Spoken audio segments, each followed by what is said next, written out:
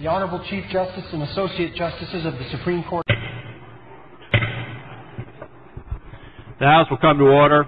The Senate will come to order.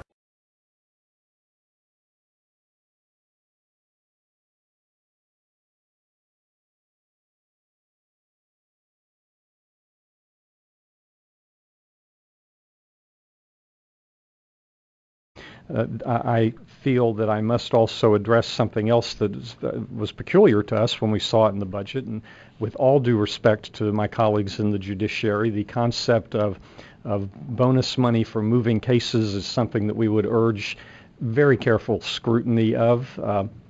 None of us want anything that could at all suggest to the public that there is some sort of financial motive for how quickly cases are processed in our court system. Understand that we don't want anybody to believe that it is pay to play. I do understand that. That's a huge problem. But it's also true that the judiciary needs to remind litigants that attorneys cannot just throw things against the wall and hope they stick. So what we see in the court, you can look at the statistics across the circuits and say, how is it that this circuit or these particular judges are moving colossal amounts of cases with good equitable results, and then other judges, are not moving them? And I know we've all seen investigative reports where journalists follow the judges out to the golf course and show the empty parking space at 3:00 in the afternoon, on a Wednesday. Don't forget also judges lobbying the legislature. And judges lobbying the legislature. You understand? I mean, we all see that. And I've spoken with the chief judge about particular, hey, you need to look at this because these particular group of judges are a little out of whack in the hours, the measurable hours that their fanny is on the fabric in their courtroom. I understand what you're saying. Let me give you an example of something similar to it from probably the late 80s. At that time, it was discovered in one particular place that snitches in narcotics cases were being given financial remuneration based on how many cases they snitched out. That got litigated. The courts very plainly and very quickly said that is 100% inappropriate. You do not attach dollar motivation to something that can impact the doing of justice. And I think this is much the same. Am I going to dispute what you just said about judicial habits at the risk again of offending my colleagues here? No, I am not. But I am going to tell you that we think it's very difficult to put a financial premium on it because it creates all sorts of impressions about how justice is bought.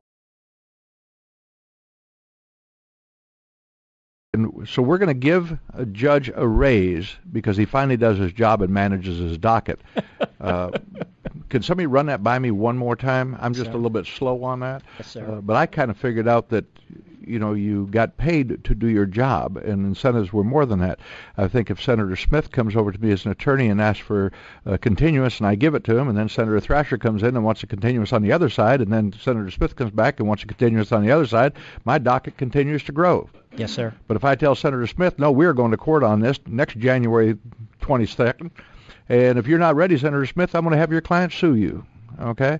Guess what? He would be ready. Then the state attorney and the public defender are players in the prompt movement of that, not solely the judge. So if you're going to give some incentives, then you got to give some to the state attorney and the public defender on the criminal side. Because just as you said, if the state says we're ready to proceed, and if the public defender on the flip side says I'm ready and the state isn't, there's the balance that you need in order to get the case moved. So give them a piece of the pot if we're going to distribute any extra money. But back to, and I'll defer to Senator Bennett's recommendation on this. If you would, and if I could say one other thing. Sure, I don't mind.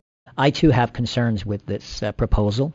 It's very hard for me to support something that is going to give a bonus to an individual that's making well over $100,000 a year when there are proposals out there to reduce or require our rank and file employees of the state, the county, and city to contribute up to 5% of their own money to a Florida retirement system. Plus, I'm with you, Senator Bennett. I believe that They get paid to do a job. And if they cannot handle that job, then they need to go find another job.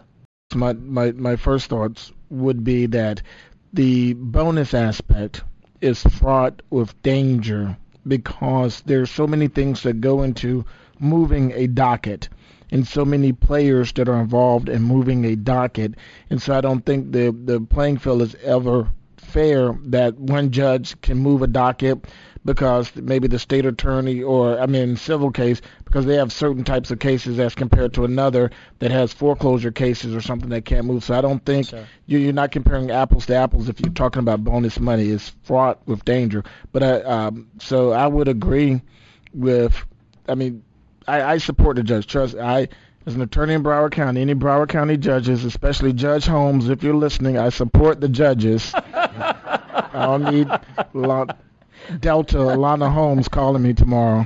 I support the judges, but I think in this aspect, you're opening Pandora's box with offering a bonus like that with so many things going into, and I would not want to open Pandora's box.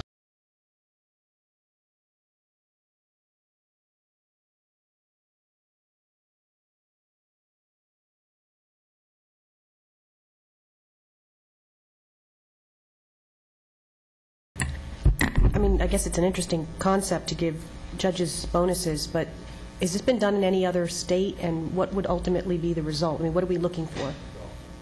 To move cases faster, to have them work Saturdays? What are we looking for? Well, let's just give you a philosophy behind it, and I do understand that it has been done in some other states. I don't have the exact data on that, but we're seeking it. I wasn't aware when first proposed it that it had been done anywhere else, but I've been told by some of the prosecutors and defense folks that in fact it has. We've spoken to the court administrators and the court about working with us on the metrics. I'm not sure about the metrics yet. In basic idea, and I don't know what the right amount is or whether this is even something we would ultimately do, but the idea is that the court currently has no pressure to, in my view, to not keep expanding the workload. And the way we set up rules, from the way we handle or don't handle initial summary judgments, to how we handle rules of the way the court system runs, from all the way through, ultimately in totality has an effect on the amount of workload that's there, how long it takes, how much it costs. And I was seeking a way, without getting overly prescriptive to the court, which I think is not very advisable by the legislature, to try and find a ways that we can put some pressure or some incentives forward that help contain costs and help the court system to focus a little better. And I ultimately believe if it were all done, it would actually save us much more than it costs. But with that said, it's all in how these metrics might be set. It came in my business. I use a balanced scorecard approach in some of the components, and in those components we set 3 to 5 metrics up that the group works to achieve, that help make sure we serve our customers well and do all the things that make the unit successful financially and otherwise. And as I was thinking about all the issues in the court, from tort reform to the impact on judges of some of the pay changes we've made, and clearly you need quality judges, all those things in total, it seemed like if we could create a system that encouraged the court collectively and responsibly to manage its workload better, then we could save money and help it work more effectively. And that's the intent behind it. But I can't tell you that I'm satisfied with exactly where we are on this. Mr. Chair, I applaud you for being creative and innovative and looking for solutions in an area where no one has even thought of doing this. But what I'm thinking is maybe it should be a pilot somewhere and see how it works, if it does work at all. Because there are people who work hard no matter what and are efficient. I mean, they don't need incentives. They just know they have that strong work ethic. And then there are those people who do need the incentive, and then there's people that it has no effect on. So I would like to, see how it would be, how effective this policy, this idea could be, but in a limited area. Yeah, well, I was trying not to have it specific to an individual judge, but to a whole circuit or to the broader circuit, because I don't think that's appropriate for us to get into what a judge does or doesn't do, and I was looking more to encouraging them as a collegial group to police themselves a little more than they perhaps do. As each of you know, I've spent more than 30 years in the courtroom and tried a lot of cases, and I think this is a good idea. And I think it's a good idea because I've spoken to judges, and they've come and met with me, and I said to them, well, you know that there are judges who are not moving their caseloads along, and that there's got to be a way to solve the problem with respect to getting cases moving. And one of the appeals judges who sat with me said that because they were trial lawyers before they were, most of them, judges, and they know that the clients finally get to the point when something isn't decided that all they want is a decision. And people want justice. They want a decision, and it is so true that justice delayed is justice denied. And a program that has the proper methodology and the proper process, so that it's not dealing with one particular judge and rewarding a judge for just getting rid of cases, but in fact deals with the entirety of the process by which a whole circuit, for example, is rewarded because, for example, summary judgments are in fact resolved expeditiously, and as a whole, if everything is looked at, that a circuit is in fact doing a good job of getting cases moving along, it ought to be rewarded.